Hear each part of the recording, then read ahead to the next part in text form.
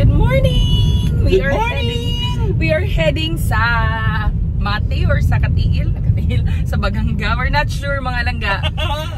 We have no destination. This is a spontaneous laag.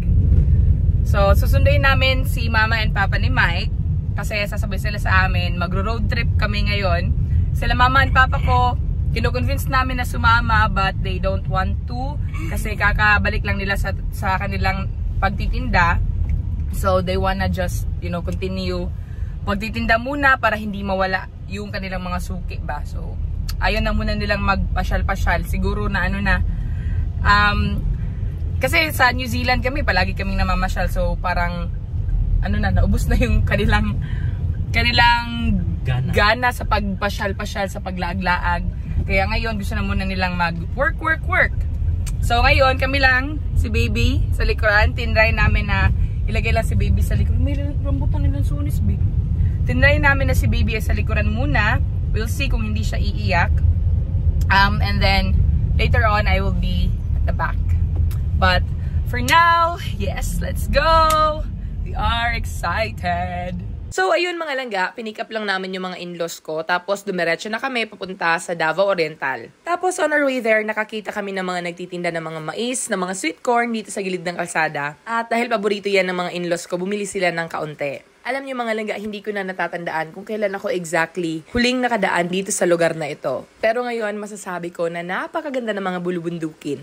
Nakasisigurado ako na mahabang biyahe ito mga langga. Pero kahit na ganon, ayos lang kasi nag-e-enjoy naman tayo makita itong mga tanawin. Kasi sa totoo lang, ako personally mga langga, refreshing sa paningin ko itong mga ganitong sceneries. Yung mga hustle and bustle ng mga kababayan natin, itong mga kung ano-anong klaseng mga vehicle sa kalsada. At pati na rin itong mga tindahan na nasa gilid-gilid ng kalsada. Refreshing siya sa akin mga langga kasi alam niyo naman sa New Zealand, nasa mga 5 million lang yung tao doon, yung population doon. At kapag nagde-drive ka, ang makikita mo majority ay puro lang mga kahoy, mga paddocks, mga hayop katulad na lang ng baka, mga karnero, mga bulubundukin, ganun. Kaya masasabi ko na refreshing sa paningin namin na makakita ng ganito. Pagdating namin dito sa Davao Oriental, syempre hindi pwede na hindi tayo magpalitrato doon sa famous nila na signage ng Davao Oriental. Tamang-tama at kinakailangan na rin namin na mag-toilet break. Pero bago yon, naglakad-lakad muna kami at pumunta doon sa Davao Oriental na sign para magpakuha ng litrato.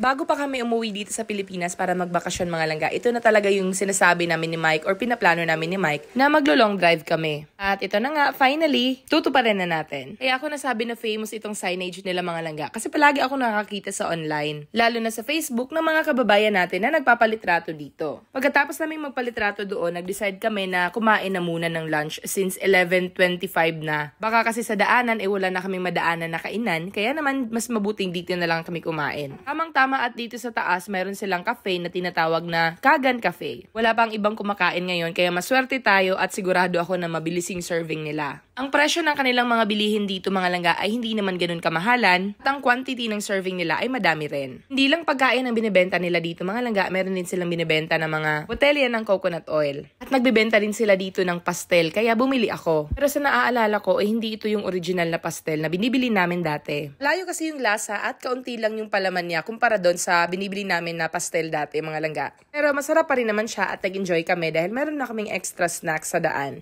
Dumating na yung mga in-order namin at meron silang binigay ng mga free soup. Tamang-tama kasi naghahanap ng mainit na sabaw yung aking tiyan pero hindi ko alam kung bakit hindi ako umorder ng soup dito. Ito yung mga pagkain na in-order namin mga langga. Lahat ng meal na in-order namin meron silang nilalagay na kaunting salad at ng 2 perasong cut ng watermelon. Pagkatapos namin magtanghalian ay bumaba ulit kami at pumunta doon sa Davao Oriental na signage para kami naman ni Baby yung magpalitrato. Katapos ay back on the road na ulit kami. Hindi ako masyado nakapag-film sa mga daanan mga langga pero ngayon ay nasa municipality of Lupon na tayo. Dito sa atin sa Pilipinas meron silang mga nilalagay na mga ganon yung mga malalaking signage kung saan pinapaalam nila sa atin kung nasaan na tayo. Katulad nito, Municipality of San Isidro. Doon naman sa amin sa New Zealand, meron lang silang nilalagay na malaking signage sa gilid. Alam niyo, unang beses ko makadaan at makakita ng rotonda or roundabout dito sa Pilipinas. Sa New Zealand lang kasi ako unang beses na nakatry or nakakita ng ganoong daanan. Wala na kami masyadong ginawang mga stopover maliban doon sa station.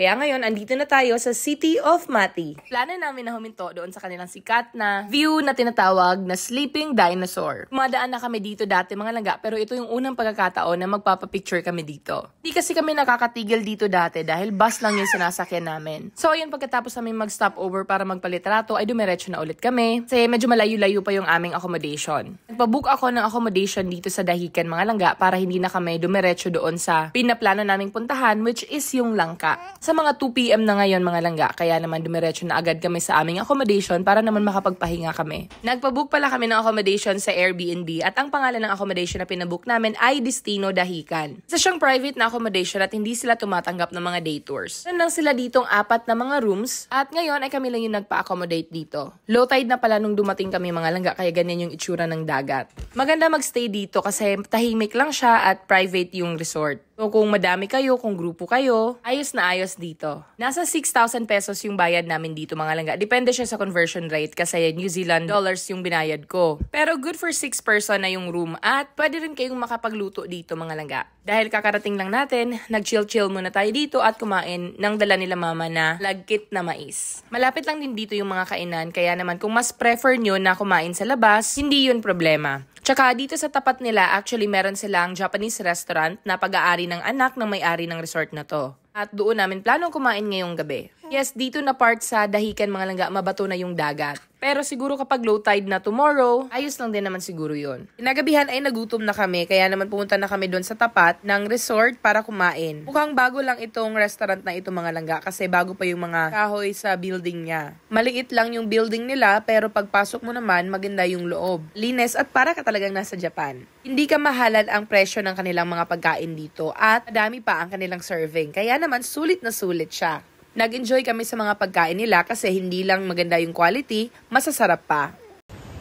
Ayun, tapos na tayo. Masarap yung food nila, sobra. So, balik na tayo ngayon sa room, which is andun lang naman sa tapat. Ayan. Tara. Sulod mo sa kungkuan. Beach house. Sulod mo sa beach. Ito yung ating room. We have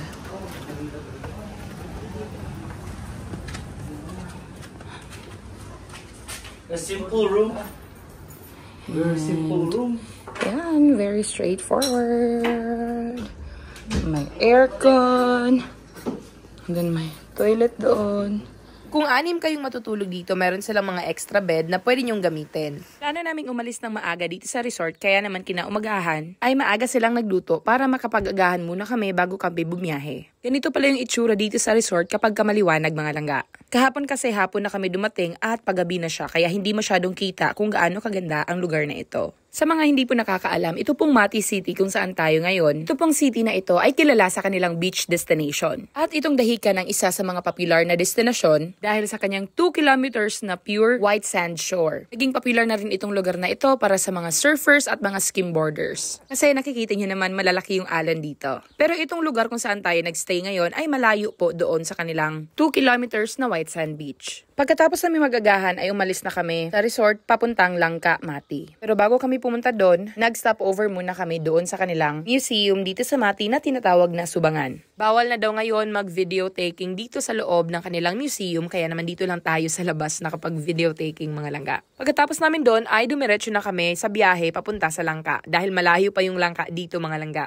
Dumating kami doon sa resort kung saan kami nagsistay. Nasa mga 4 PM na yon. At dahil kinailangan muna namin na ayusin ang aming mga gamit, gabi na ako nung nakalabas dito sa aming room. Ang resort pala kung saan kami nagsistay ay tinatawag na Hermosas Olas Azules, na ang ibig sabihin ay beautiful blue waves. Relate naman talaga siya dito sa kanilang dagat mga langga kasi tunay naman talaga na malalakas at blue ang kanilang mga alon. Kaya kahit na malakas yung alon dito, hindi namin mapigilan ang mag-swimming. Hindi nakukuha ng camera ang tunay na kulay ng sand dito mga langga. Dito sa camera medyo may pagka-dark brown siya. Pero sa totoong buhay, sa totoong buhay talaga, maputi ang kulay ng kanilang sand dito. Eee! Swimming na tayo dyan. But we are done. So, sunog na tayo. Hindi ako nagsanula. Maliligo na tayo and then we're going to have our breakfast. Tapos magpapalipad ako ng drone and then we'll get ready para umuwi na. Yan si Kuya. Naglaro kasi kami dyan, no? Dyan sa mga waves. Grabe, sobra. Sarap. Sarap. At para mapatunayan natin kung gaano nga ba kaputi ang kanilang sand dito sa Langka, nagpalipad ako ng drone. Medyo natakot akong magpalipad ngayong araw mga langga kasi sobrang lakas ng hangin. At itong drone na gamit ko pa naman ay yung DJI Mini na edition nila. Kaya mas madali siyang mapalid ng hangin. Pero bago mangyari yon, na-explore ko pa itong paligid. Hindi lang ang resort kung saan kami naroroon, kundi ang kabuuan nitong shoreline. At makikita nyo naman kung gaano kaputi ang kanilang buhangin. Na timing lang talaga na pagpunta namin dito sa Langka Mati mga langga, malakas talaga yung alon ngayon. Pero meron namang mga panahon kung saan kalmado lang yung dagat. Kami ding mga resorts dito na fronting sa kanilang dagat, kaya naman marami kayong mga options kung kayo ay pupunta dito. Kamakailan lang ay naging maingay na rin itong lugar na ito mga langga. Dahil sinasabi rin nila na ito daw ay semi-Boracay. At isa nga ako sa magpapatotoo dyan kasi na-experience ko ang ganda at ang pino ng kanilang buhangin. Pero syempre, mas pino pa rin yung buhangin sa Boracay. Kung gusto nyo palang magstay dito sa Langka mga langga, maire-recommenda ko talaga sa inyo ang resort kung saan kami nagstay, which is ang Hermosas Olas Azules. Very approachable ng mga staff mga langga. Wala pala silang restaurant dito sa kanilang resort mga langga, pero maaari kayong magpaluto ng ulam. At pagkatapos naming mag-swimming ay nag-agahan na kami. Kailangan na rin naming mag-prepare para mag-check out dito dahil nasa 12 noon ang kanilang check-out. Alam nyo, perfect timing talaga yung pagpunta namin dito dahil natapos naming mag-agahan mga langga, nako, biglang umulan ng napakalakas. Kaya bago pa lumakas ng sobrang lakas itong ulan, nagsimula na kaming magbiyahe paalis ng Langka. Napakahaba nitong biyahe natin mga langga kasi uuwi kami ng Tagum City. Pero ayos lang yon kasi nag-e-enjoy naman tayo. Anyway, yun lang yung ating vlog mga langga. Maraming salamat for watching. Kung nagustuhan nyo po ang aming mga videos, huwag nyo po sanang kalimutan na mag-follow, like, and share. Again, maraming salamat po sa inyong lahat. Bye!